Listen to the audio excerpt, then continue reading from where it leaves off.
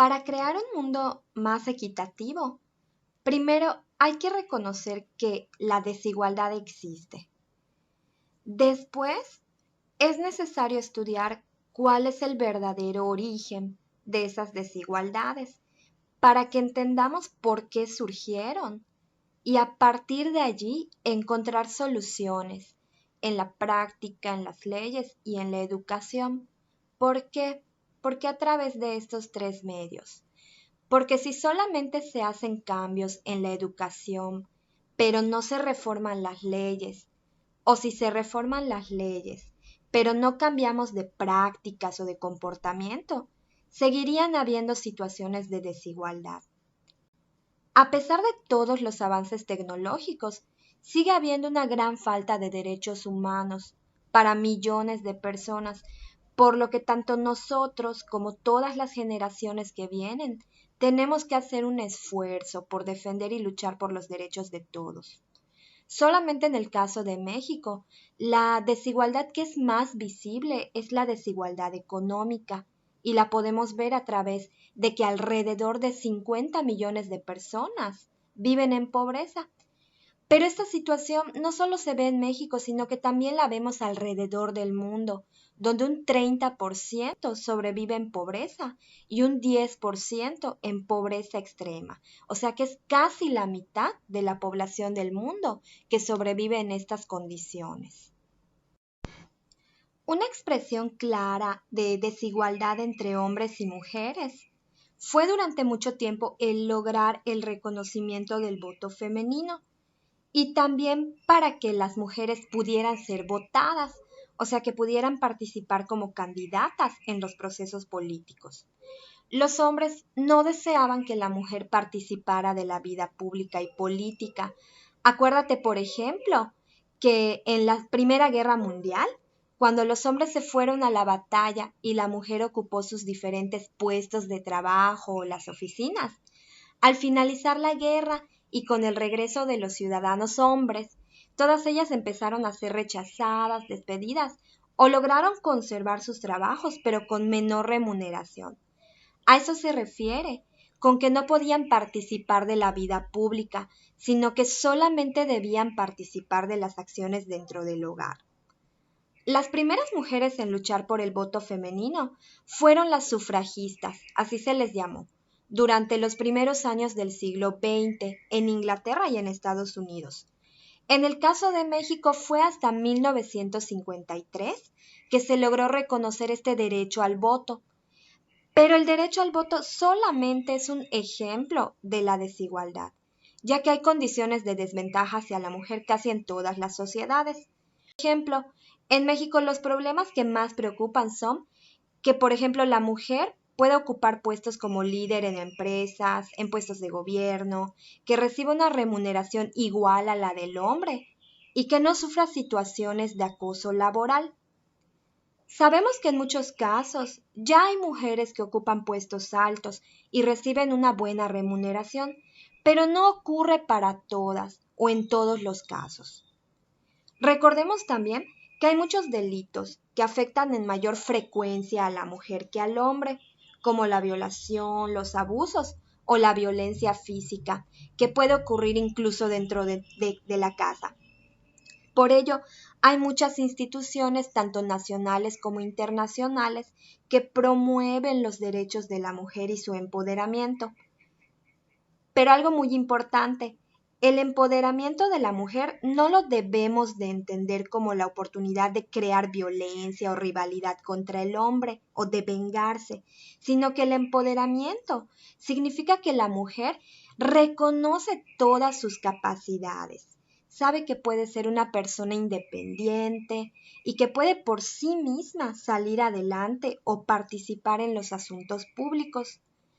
Aunque afortunadamente en nuestra sociedad cada vez hay más mujeres con educación e información, muchas todavía no reconocen todo lo que pueden lograr por sí mismas, sobre todo si recordamos que gran parte de la población vive en pobreza y por tanto no reciben una educación como la nuestra.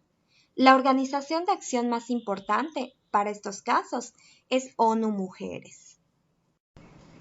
En las sociedades antiguas, Era común que los niños acompañaran a sus padres en las labores y aprendieran a hilar, a tejer, a trabajar la tierra o pescar, y aunque a cierta edad todavía eran educados y cuidados por sus padres, se les procuraba su higiene y vestido. Sabemos que a una corta edad se insertaban en el trabajo, con condiciones laborales que afectaban su salud y desarrollo, como ocurrió y seguramente recuerdas en la industrialización, o incluso participaban en la guerra. En la industrialización, recuerda que se aprobó el trabajo infantil en las fábricas y que tenían un pago mínimo y muchas horas de trabajo. En la Primera y Segunda Guerra, la situación se hizo todavía más grave, ya que a raíz de la gran cantidad de muertos, muchos niños quedaron huérfanos. Esta situación histórica llevó a que en 1946 se creara la UNICEF, o Fondo de las Naciones Unidas para la Infancia. Este organismo se encarga de proteger a los niños, denunciar abusos hacia ellos y crímenes en su contra. También promueve leyes y crea planes que ayudan a mejorar sus vidas. Todavía en 1999 había hasta 250 millones de menores de 14 años que trabajaban en vez de ir a la escuela y sufrían explotación y malos tratos.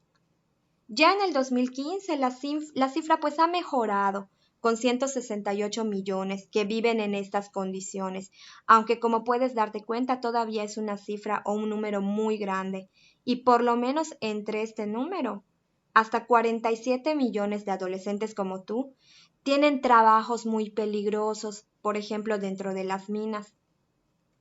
Un último problema que sigue afectando la vida y desarrollo de los niños es la trata, el secuestro y la compraventa ilegal de niños que son llevados a otras ciudades para la explotación sexual, lo que es una emergencia hacia la situación de la infancia. Las sociedades también muestran injusticia cuando discriminan a la gente por su color de piel u origen étnico. El racismo surgió con el colonialismo, es decir, con la conquista de los nuevos territorios, porque empezó a haber un dominio de unos grupos étnicos sobre otros. Los europeos despreciaban a los africanos, los maltrataban y vendían como mercancía, los trataban como menores de edad, al igual que a los indígenas, los esclavizaban y explotaron su fuerza de trabajo. Todo esto originó una división de la sociedad, por lo que en todos los países que vivieron el colonialismo se heredó el racismo como una práctica común. Estados Unidos, por ejemplo, después de obtener su independencia, tardó 200 años en reconocer los derechos de los pobladores africanos, que originalmente fueron traídos como esclavos. Y vemos que incluso hoy en día, todavía el racismo sigue siendo una práctica común que es necesario eliminar.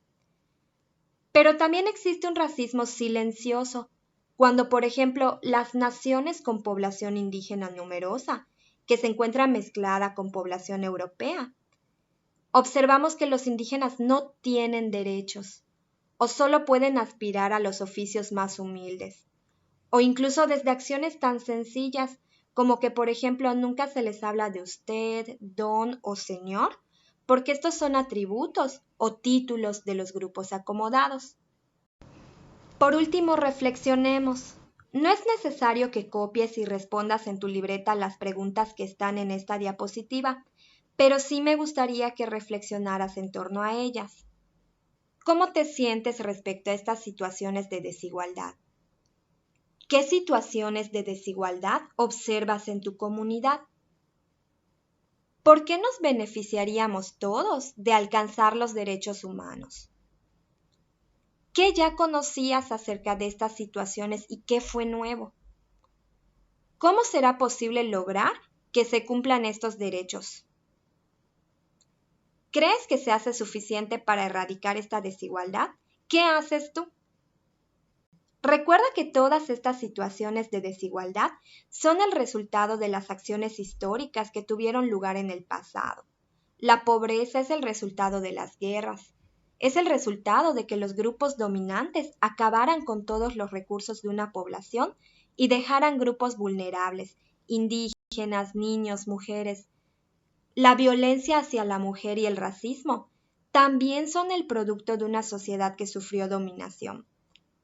Nos toca ser una parte importante en este proceso, cada uno de nosotros haciendo nuestra propia parte, desde nuestra vida cotidiana, para que algún día estos grupos vulnerados puedan alcanzar la igualdad y el respeto de sus derechos humanos.